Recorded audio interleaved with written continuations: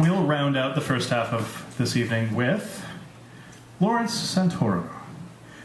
In 2001, Larry's novella God Screamed and Screamed, Then I Ate Him was nominated for a Bram Stoker Award at the Horror Writers Association. In 2002, his adaptation and audio production of Gene Wolfe's The Tree Is My Hat was also Stoker nominated. Larry's first novel, Just North of Nowhere, was published in 2007, and a collection of his short fiction, Drink for the Thirst to Come, was published in 2011. Meet him at that table right over there if you would like to buy either of those items. Yo. Before all that, Larry spent 30 years as a director, producer, and actor in theater and television. Since its inaugural show in January 2012, Larry has been the host of the weekly horror podcast Tales to Terrify, the sister show to the Hugo Award-winning Starship Sofa. He lives in Chicago and is at work on not one but two new novels. Please welcome Lawrence Santoro.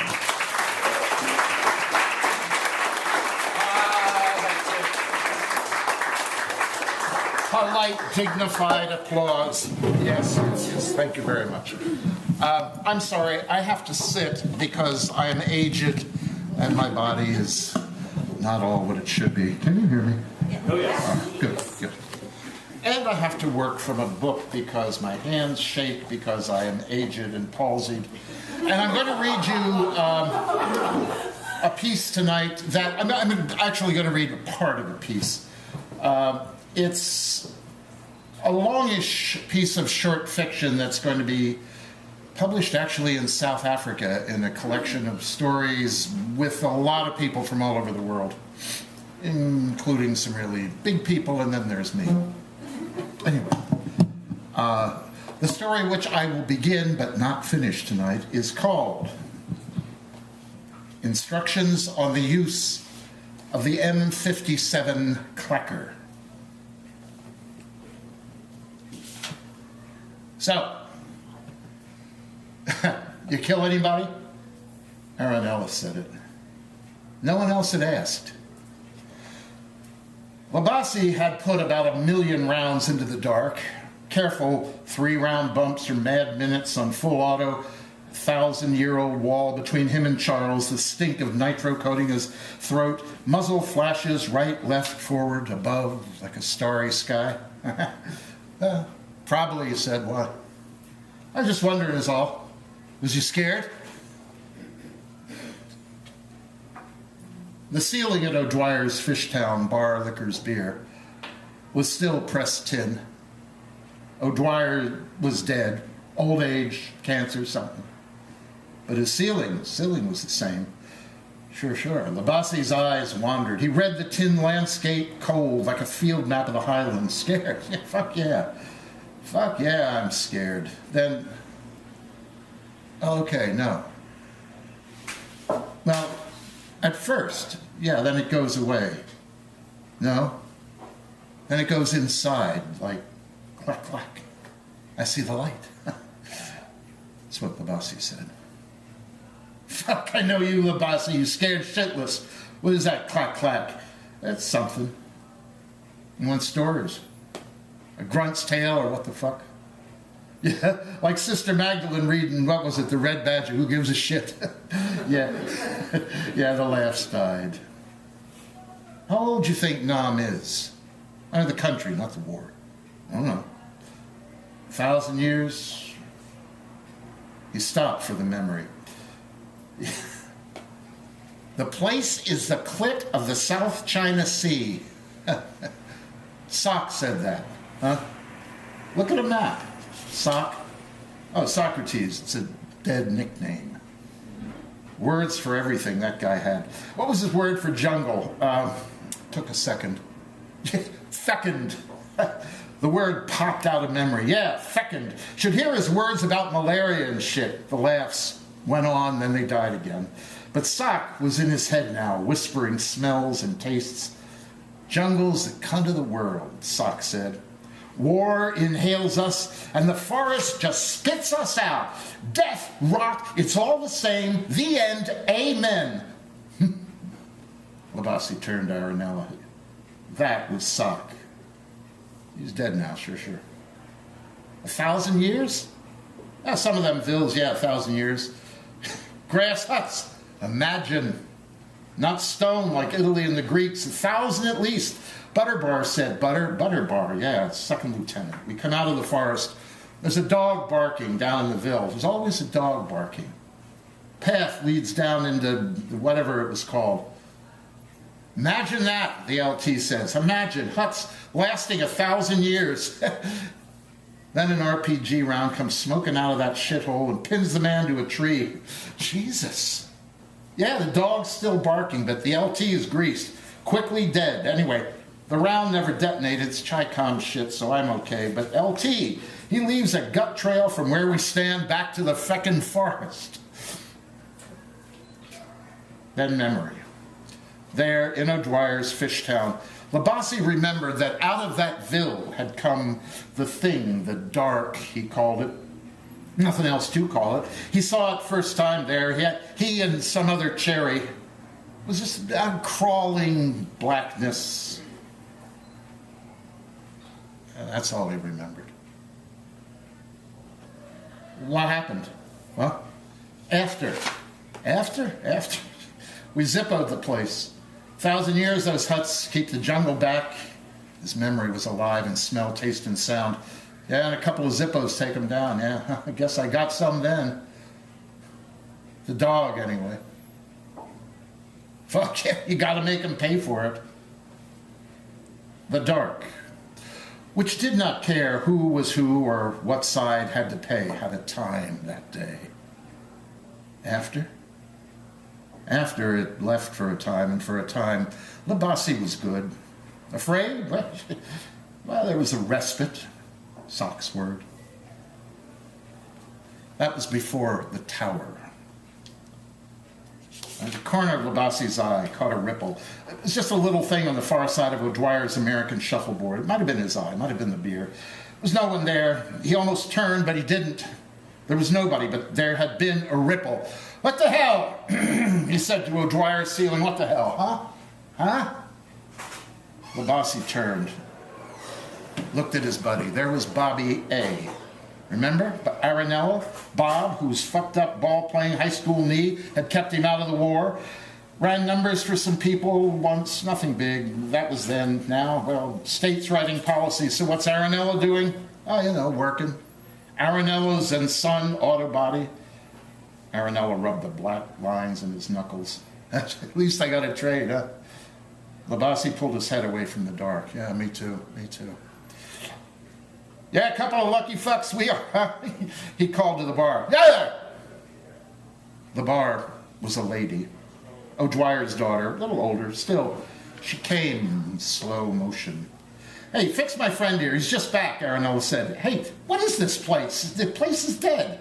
Used to be something. There was no answer. He's just back from Nam, my friend here. Maybe she hadn't heard.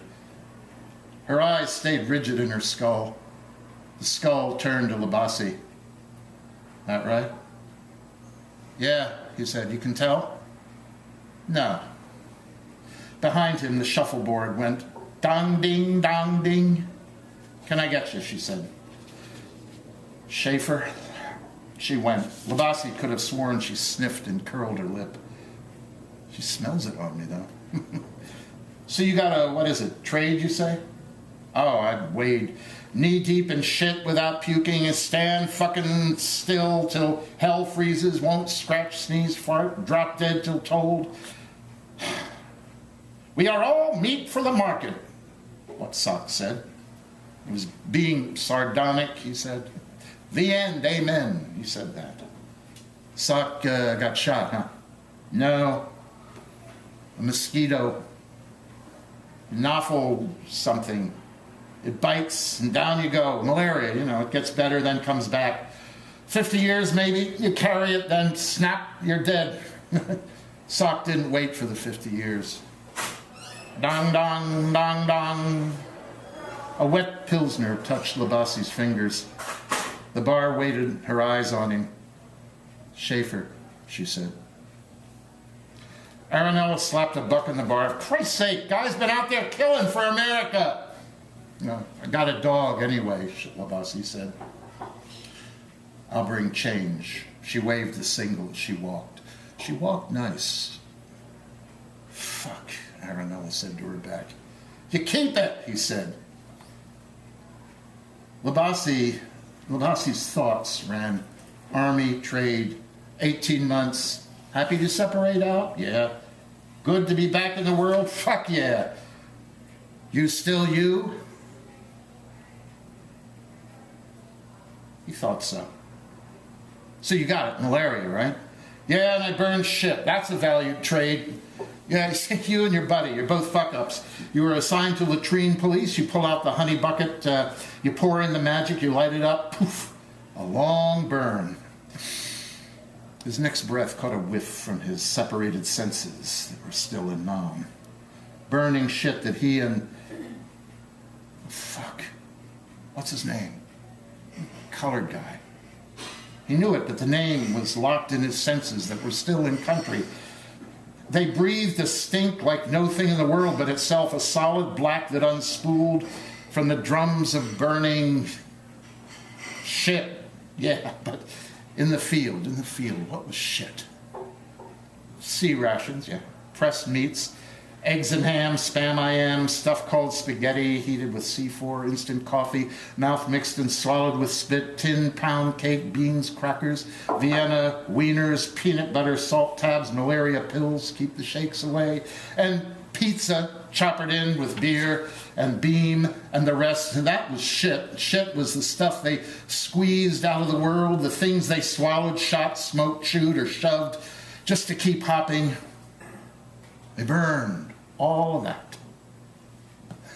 Slopes loved our shit, Bob. American shit is fertilizer supreme. It's worth a fortune. Number one. You eat so good, America. You shit number one. You give, yes, give. Give, Charlie. Fuck no. I'll sell. Sell? Yeah, GI shit brings buku bucks, but no, we stir in some diesel fuel, you light a TP stick, and up it goes. Poof. Deny the enemy that vital resource, son, Commander says. No fortune for you, GI. Labasi snorted, sucked a breath. And he was back in O'Dwyer's. Yeah, the state fucking lottery, Aranello said. You believe that shit? Some fucking body's getting rich. You know somebody's getting rich. Yeah, there's always somebody getting rich that ain't you. Fucking lottery, Aranella said. Ding, dong, donk, the shuffleboard said. And elephant grass came into Labasi's head. Huh? It's grass. Sharp like a sweet, soft razor, 2 man's high. Colored guy called it that. Grass, 2 man's high. Cuts you like a Saturday night nigger. The picture sharpened. The Hueys downwash, grass waves rolling out from their center. Labasi leaned toward Aranella. See, elephant grass makes really pretty waves. Like down the shore, yeah, now you're talking, Aranella said. No. Grass waves, Bob. Looking down from the chop. Yeah, I died. Even the TV shut up. You want to know? War stories, like I'm hanging with my old man now. No, Labasi locked an eye on Aranella. Let me show you. Labasi opened both eyes.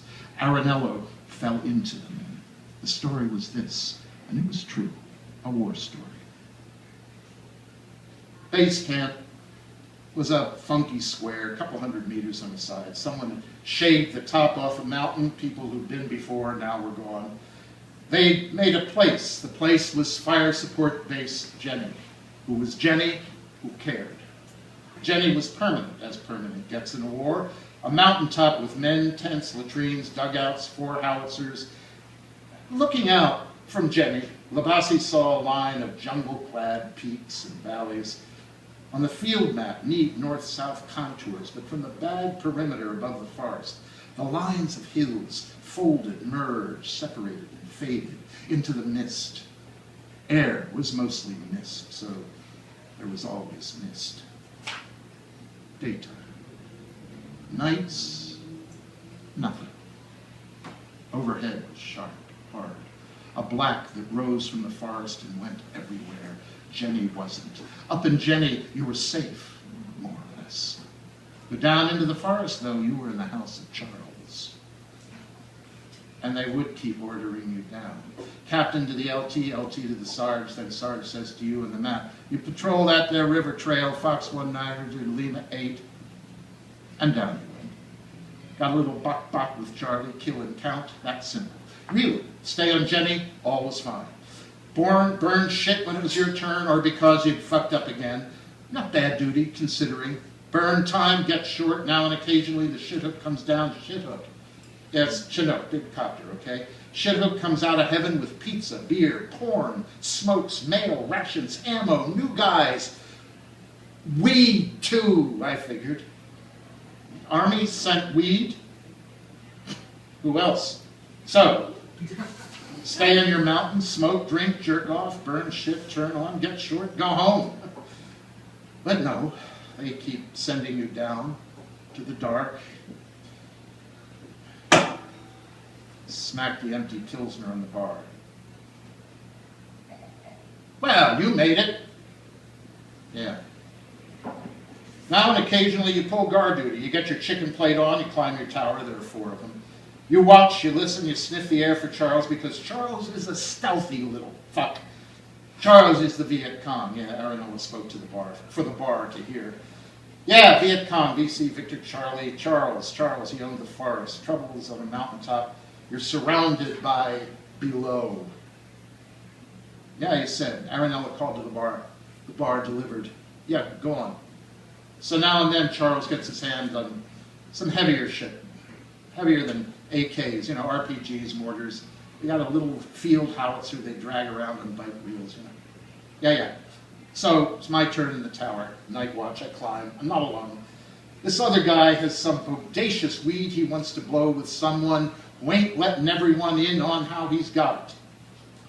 And that's me. He brings his shotgun and we're up there bonging with the 12 gauge and it's quiet. It's dark. The dark's regular. And quiet, Labasi listened in his head. You don't know how many kinds of quiet there are in the wilderness. Labasi knew 1,000 shades of silence, the kinds of nothing the war had to offer. What he knew, he couldn't tell. Anyway, we're fucked up, somewhat. Don't get the idea that what's coming is because of fucked upness. No. Fucked up's regular, too. Anyway, nights everywhere. Then my buddy, can't fucking remember his name, colored guy, I don't remember. Buddy's a nigger? Yeah, Buddy's a nigger. From Boston someplace. He smiles. Why, I don't know. Because next thing, he points to the black below our position. I look down. Down there, Labasi looked in his head. There's something. First, I think malaria is coming out again like it does dreams. What is it? Aranella, Bob, my buddy, and me, we are both of us fuck-ups. 2 guys who should never be in a tower together, people sleeping under our care. We look, and I don't know, there's something not night, not animals. It's not Charlie creeping, it ain't my malaria. I am with my mouth hanging open. The nameless nigger is still smiling. We're like boy and girl, our heads together, we're looking. The silence, this silence, is the kind that every bug breathes, everything down there, pumping, hunting, being killed, suddenly shuts the fuck up over, freezes, scared. Tigers, snakes, roaches, big as that, go numb. Because something is among them, something the feckin' forests don't know, don't want to know. And the something's moving. Got a purpose. Nothing knows what is that purpose.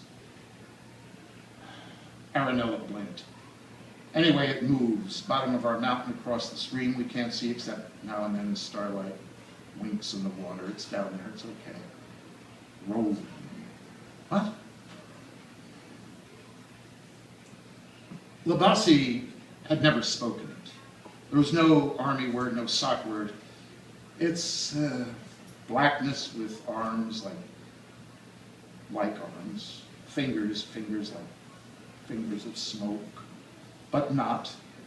They reach, they touch like bug feelers. The trees wrinkle, move aside. No noise, nothing. The trees just part like they want nothing to do with whatever. My buddy's still smiling. He said, "We got lerps out," he said. His teeth leave white trails. Lerps? Long-range patrol. No, I tell him, we're buttoned up. Then he wants a closer look, I guess, because he leans over the rail. I do too, because we're sort of connected now. So the thing below, maybe then it sees us, just then, because right then it stops. I feel it stop. Feel it look up at me. It looks up at me.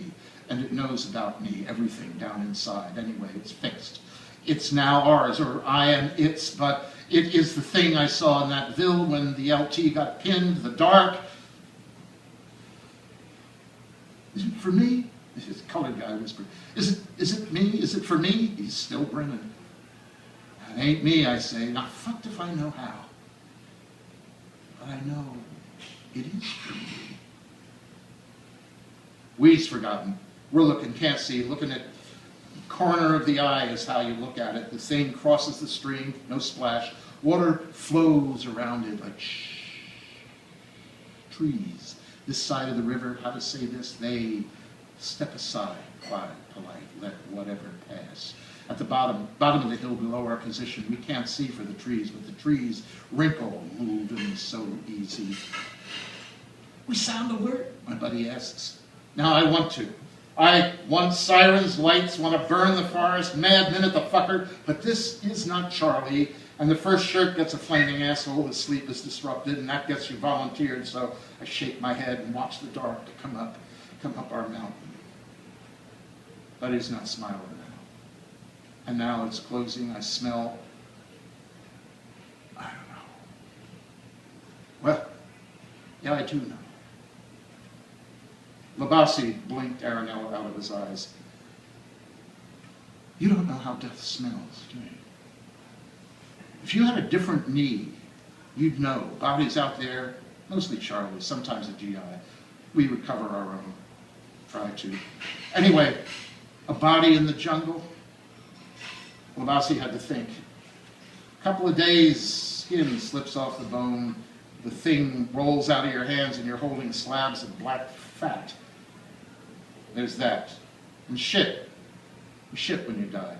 So there's days old, whatever the forest didn't eat. Anyway, a body dead is rotted meat, shit, piss, and more. Okay?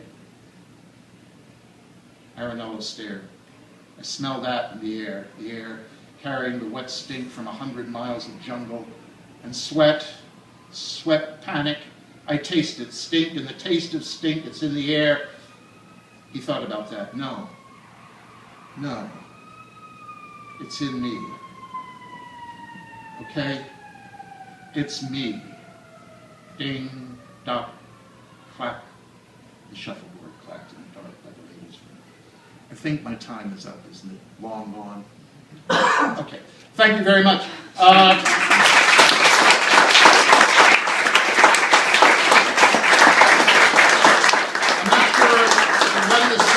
Out, but it'll be in a book called Fear the Reaper, and it'll be available in this country. It's coming out of a publisher in South Africa.